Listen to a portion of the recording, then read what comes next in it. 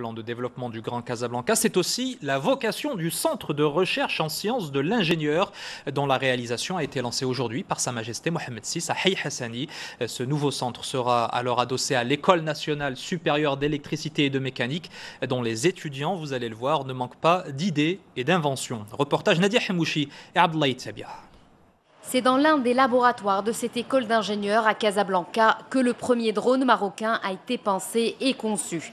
Il a fallu une dizaine d'années de réflexion pour que le projet prenne forme. Aujourd'hui, l'engin de 17 kg en est à son 5e prototype.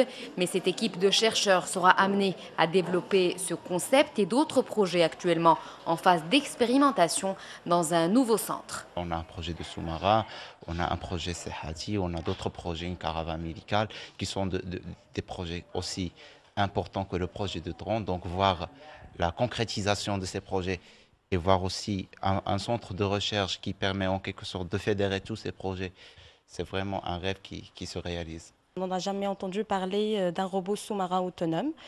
Donc j'ai eu l'occasion d'intégrer l'équipe qui va réaliser ce projet. On a besoin de structure, d'un encadrement, parce que ce n'est pas facile d'avoir tout simplement des compétences personnelles pour développer un projet. Et c'est adossé à l'École nationale supérieure d'électricité et de mécanique au quartier Haï Hassani que le nouveau centre de recherche, de développement et d'innovation en sciences de l'ingénieur sera édifié. Il mettra à la disposition des chercheurs 3 grands laboratoires d'informatique, d'électricité et de mécanique, le tout sur 1600 mètres carrés.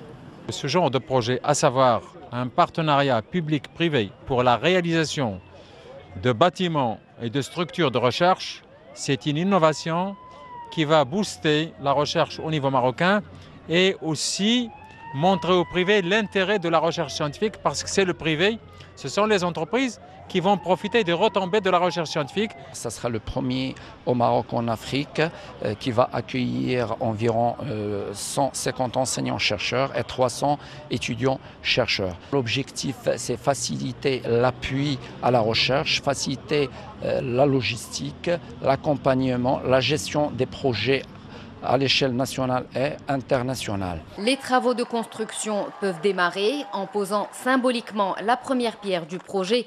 Le souverain donne le coup d'envoi officiel de ce chantier, une expérience pilote. Des centres similaires devraient bientôt émerger pour renforcer le dispositif de recherche scientifique au Maroc.